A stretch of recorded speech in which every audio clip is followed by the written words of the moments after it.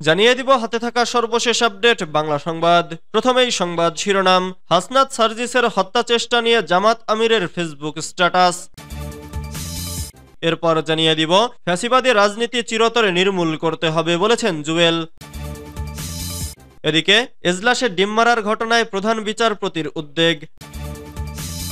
আরও জানিয়ে দিব জামিন পেলেন সেই বরখাস্ত ম্যাজিস্ট্রেট উর্মি। সর্বশেষ জানিয়ে দিব পুলিশের কনস্টেবল নিয়োগ পরীক্ষায় প্রক্সি দিতে গিয়ে গ্রেফতার ৩। এতক্ষণ শুনছিলেন সংবাদ শিরোনাম, এবারে বিস্তারিত। তবে অনুরোধ থাকবে ভিডিওটিতে একটি লাইক করবেন এবং কমেন্ট করে জানিয়ে দিবেন কোন জেলা থেকে আপনি আমাদের এই ভিডিওটি দেখছেন। হাসনাত সার্জিসের হত্যা চেষ্টা নিয়ে জামাত আমিরের ফেসবুক স্ট্যাটাস। চট্টগ্রামে আইনজীবী আলিফের জানাজা শেষে ফেরার পথে হত্যাচেষ্টার শিকার হন বৈষম্য বিরোধী ছাত্র আন্দোলনের আহ্বায়ক হাসনাত আব্দুল্লাহ ও জুলাই শহীদ স্মৃতি ফাউন্ডেশনের সদস্য সচিব সার্জিস আলম। বুধবার ২৭ নভেম্বর চট্টগ্রাম কক্সবাজার মহাসড়কে সন্ধ্যা ৭:৩০টার দিকে এই হত্যাচেষ্টার ঘটনা ঘটে।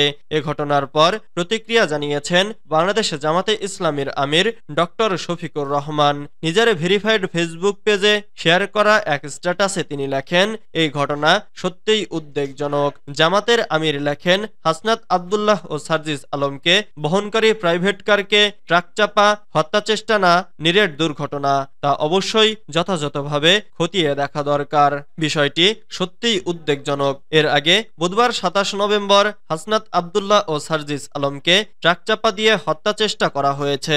চট্টগ্রাম কক্সবাজার মহাসড়কে সন্ধ্যা ৭:৩০টার দিকে এই হত্যাচেষ্টার ঘটনা ঘটে বলে বৈষম্য বিরোধী ছাত্র আন্দোলনের কেন্দ্রীয় সমন্বয়ক মোহাম্মদ তারিকুল ইসলাম কালবেলাকে এ তথ্য নিশ্চিত করেন। তারিকুল ইসলাম বলেন, শহীদ অ্যাডভোকেট সাইফুল ইসলাম আলিফ ভাইয়ের কবর জিয়ারত করে ঢাকায় ফিরছিলেন বৈষম্য বিরোধী ছাত্র আন্দোলনের আহ্বায়ক হাসনাত আব্দুল্লাহ ও সার্জিস আলম। পথিমধ্যে সন্ধ্যা ৭:৩০টার দিকে চট্টগ্রাম কক্সবাজার মহাসড়কের চুন্তি ইউনিয়নের হাজিরাস্তার মোড়ে তাদেরকে ট্রাক চাপা দিয়ে হত্যা চেষ্টা করা হয়। এদিকে লোহাগাড়া থানার দায়িত্বরত সহকারী উপপরিদর্শক মোহাম্মদ আলিম বিষয়টি নিশ্চিত করে বলেন, ঘটনার সঙ্গে জড়িত ট্রাক জব্দ করা হয়েছে।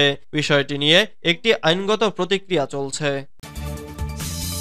ফ্যাসিবাদী রাজনীতি চিরতরে নির্মূল করতে হবে বলেছেন জুয়েল। ঢাকা মহানগর উত্তর যুবদলের আহ্বায়ক শরীফুদ্দিন জুয়েল বলেছেন, আমরা বাংলাদেশের মাটিতে আর কোনো স্বৈরাচার বা ফ্যাসিস্টকে চাই না। ফ্যাসিবাদী রাজনীতি চিরতরে নির্মূল করতে হবে, সকল গুম ও খুনের বিচার করতে হবে, এমন একটি দেশ গড়তে হবে যেখানে ভয়ভীতি থাকবে না, সবার কথা শোনা হবে, ছেলেমেয়েদের দেশত্যাগের তাড়না থাকবে না, আগামীর বাংলাদেশ হবে এমন গর্বের দেশ। বুধবার ২৭ নভেম্বর বিকেলে বিমানবন্দরের রেল স্টেশন সংলগ্ন মাঠে থানা যুবদলের সাংগঠনিক ওয়ার্ডের এক কর্মী সভায় প্রধান অতিথির বক্তব্যে তিনি এসব কথা বলেন। এতে প্রধান বক্তা ছিলেন মহানগর উত্তর যুবদলের সদস্য সচিব সাজ্জাদুল মিরাজ। বিগত দিনে আন্দোলন সংগ্রামে যারা মাঠে ছিল, আগামীতে যুবদলে তাদেরকে যথাযথ মূল্যায়ন করা হবে বলে জানান শরীফুদ্দিন জুয়েল। তিনি বলেন, আন্দোলন সংগ্রামে যারা ভূমিকা রেখেছে, যুবদল ঢাকা মহানগর উত্তর এর প্রতিটি ইউনিট কমিটিতে শুধু তাদেরই স্থান হবে। তিনি অনুপ্রবেশকারীদের হুঁশিয়ারি করে দিয়ে বলেছেন, যুবদল ঢাকা মহানগর উত্তর এ কোনো অনুপ্রবেশকারীর জায়গা হবে না। বিএনপির ভারপ্রাপ্ত চেয়ারম্যান তারেক রহমান ঘোষিত ৩১ দফাকে আগামী দিনের রাষ্ট্র মেরামত ও পরিচালনার রূপরেখা হিসেবে উল্লেখ করে ঢাকা মহানগর উত্তর যুবদলের এই আহ্বায়ক বলেন, বিগত স্বৈরাচার সরকার ১৭ বছরের শাসনকালে এদেশের মানুষের যেসব মৌলিক অধিকার কেড়ে নিয়েছিল, তার থেকে দেশের মানুষকে মুক্তি প্রদানের সনদ হচ্ছে এই ৩১ দফা। তিনি বলেন, মানুষ যেন সুবিচার পায়, মাথা উঁচু করে নিজের অধিকার নিয়ে বাঁচতে পারে, ৩১ দফা হচ্ছে তার রূপরেখা। তিনি সবাইকে সাম্প্রদায়িক সম্প্রীতি রক্ষা করে চলার আহ্বান জানিয়ে বলেন, বাংলাদেশে জঙ্গিবাদের কোনো স্থান নেই। এজলাসে ডিম মারার ঘটনায় প্রধান বিচারপতির উদ্বেগ। বিএনপির প্রতিষ্ঠাতা ও সাবেক রাষ্ট্রপতি জিয়াউর রহমানকে নিয়ে আপত্তিকর মন্তব্য করায় বিচারপতি আশরাফুল কামালকে ডিম ছুড়ে এজলাস থেকে নামানোর ঘটনায় গভীর উদ্বেগ প্রকাশ করেছেন প্রধান বিচারপতি ডক্টর সৈয়দ রেফাত আহমেদ। বৃহস্পতিবার ২৮ নভেম্বর সুপ্রিম কোর্টের গণসংযোগ কর্মকর্তা মোহাম্মদ শফিকুল ইসলাম স্বাক্ষরিত এক প্রেস বিজ্ঞপ্তিতে এ উদ্বেগের কথা জানিয়েছে সুপ্রিম কোর্ট প্রশাসন। বিজ্ঞপ্তিতে বলা হয়, বাংলাদেশের প্রধান বিচারপতি গত ২৭ নভেম্বর বাংলাদেশ সুপ্রিম কোর্ট প্রাঙ্গণে যে নজিরবিহীন অনভিপ্রেত ঘটনাবলী সংঘটিত হয়েছে সে বিষয়ে গভীর উদ্বেগ প্রকাশ করেছেন। এতে আরো বলা হয়, সম্প্রতি দেশের আদালতগুলোতে নানা সমস্যা সৃষ্টি হয়েছে, তবে দেশের আদালতসমূহ যাতে বিচার প্রার্থীদের নির্বিঘ্নে বিচার সেবা দিতে পারে সে লক্ষ্যে বাংলাদেশ সুপ্রিম কোর্ট সামগ্রিক বিষয়াবলী নিবিড়ভাবে পর্যবেক্ষণ করছে এবং এ মর্মে আশ্বস্ত করছে যে সমস্ত প্রতিকূলতা ও অনাকাঙ্ক্ষিত পরিস্থিতি সত্ত্বেও দেশের আদালতসমূহে বিচার সেবা অব্যাহত রয়েছে। বিজ্ঞপ্তিতে উল্লেখ করা হয়, আদালতসমূহে এই ধরনের পরিস্থিতি যাতে আর না ঘটে সেজন্য এরই মধ্যে প্রয়োজনীয় পদক্ষেপ নেওয়া হয়েছে।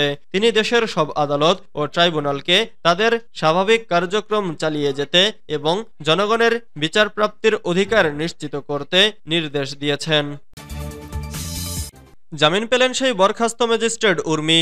জুলাই আগস্টের গণহত্যা নিয়ে আপত্তিকর মন্তব্য করায় সাময়িক বরখাস্ত লালমনিরহাট জেলা প্রশাসকের কার্যালয়ের সহকারী কমিশনার তাপসী তাবাসসুম উর্মি মানহানির মামলায় জামিন পেয়েছেন। বৃহস্পতিবার ২৮ নভেম্বর সকালে তিনি ঢাকার চিফ মেট্রোপলিটন ম্যাজিস্ট্রেট আদালতের মেট্রোপলিটন ম্যাজিস্ট্রেট মোহাম্মদ ইমরান আহমেদের আদালতে আত্মসমর্পণ করে আইনজীবীর মাধ্যমে জামিন আবেদন করেন।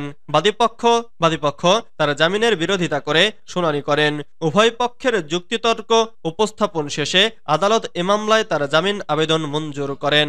এর আগে জুলাই আগস্টের গণহত্যা ও প্রধান উপদেষ্টা ডক্টর মোহাম্মদ ইউনূসকে নিয়ে ফেসবুকে বিতর্কিত মন্তব্য করে সমালোচনায় পড়া সহকারী কমিশনার ও নির্বাহী ম্যাজিস্ট্রেট তাপসী তাবাসসুম উর্মিকে গত ৬ অক্টোবর সাময়িক বরখাস্ত করে প্রজ্ঞাপন জারি করে জনপ্রশাসন মন্ত্রণালয়। বিতর্কিত মন্তব্যের পর সমালোচনার ঝড়ের মধ্যে গত ৮ অক্টোবর ঢাকার চিফ মেট্রোপলিটন ম্যাজিস্ট্রেট আদালতে গণ অধিকার পরিষদের উচ্চতর পরিষদ সদস্য ও গণমাধ্যম সমন্বয়ক আবু হানিফ বাদী হয়ে মানহানির মামলা করেন। ওই দিন বাদীর জবানবন্দির রেকর্ড শেষে আদালত আসামিকে ২৮ নভেম্বরের মধ্যে আদালতে হাজির হতে সমন জারি করেন। মামলার আবেদনে বলা হয়, গত ৫ অক্টোবর আসামি উর্মি শুধু শহীদ আবু সাইদ নয়, সরকারের দায়িত্বশীল পদে থাকা সত্ত্বেও ছাত্র আন্দোলনের মাধ্যমে প্রতিষ্ঠিত সরকার ও সাবেক প্রধান নোবেল বিজয়ী ডক্টর মোহাম্মদ ইউনূসের বিরুদ্ধে ফেসবুকে অবমাননাকর বক্তব্য লিখেন, যার মাধ্যমে সুপ্রিম কোর্টের আপিল বিভাগের রেফারেন্সের ভিত্তিতে সংবিধান সম্মতভাবে গঠিত একটি সরকারের প্রধান সম্পর্কে বিষোদগার করা হয়েছে এবং সরকার উৎখাতের হুমকি দিয়ে জনমনে ভীতি সৃষ্টি করা হয়েছে। পুলিশের কনস্টেবল নিয়োগ পরীক্ষায় প্রক্সি দিতে গিয়ে গ্রেফতার ৩। যশোরে ট্রেনিং রিক্রুট কনস্টেবল পদে লিখিত পরীক্ষায় প্রক্সি দিতে গিয়ে ধরা পড়েছেন ৩ যুবক। বুধবার ২৭ নভেম্বর যশোর শহরের doctor Abdur Razzak municipal college কেন্দ্র থেকে তাদের গ্রেফতার করা হয়। গ্রেফতার হওয়ারা হলেন জামালপুর জেলার সরিষাবাড়ী উপজেলার মিলন মিয়ার ছেলে শিপন মিয়া রাসেল, শেরপুর জেলার শ্রীবর্দী উপজেলার সাবর আলীর ছেলে সলিমুল হক ও নেত্রকোনা সদর উপজেলার জাহাঙ্গীর হোসেনের ছেলে সরোয়ার হোসেন। বুধবার সন্ধ্যায় জেলা পুলিশের কনফারেন্স কক্ষে সংবাদ সম্মেলনে এ তথ্য জানান অতিরিক্ত পুলিশ সুপার নুরি আলম সিদ্দিকী। পুলিশ জানায়, পূর্ব নির্ধারিত যশোর জেলা পুলিশ কনস্টেবলের লিখিত পরীক্ষা যশোর ডক্টর আব্দুর রাজ্জাক মিউনিসিপ্যাল কলেজে অনুষ্ঠিত হয়। মোটা অর্থের বিনিময়ে ৩ ভুয়া প্রার্থী পুলিশ কনস্টেবলের লিখিত পরীক্ষা দিতে যশোরে আসেন। লিখিত পরীক্ষা কেন্দ্রে যথারীতি সকাল ৮টায় পরীক্ষার্থীদের সতর্কবার্তার সঙ্গে চেকিংয়ের এক পর্যায়ে আরসিও গেটে ডিউটিতে নিয়োজিত পুলিশ সদস্যরা প্রার্থীর নাম ও ছবি যাচাই বাছাই করার সময় ওই ৩ যুবককে সন্দেহ হয়। পরে তাদের স্বাক্ষর ও ছবির মিল না থাকায় এক পর্যায়ে তাদের ব্যাপক জিজ্ঞাসাবাদ করে পুলিশ। সেখানে তারা স্বীকারোক্তি দেন তারা সবাই ভুয়া প্রার্থী।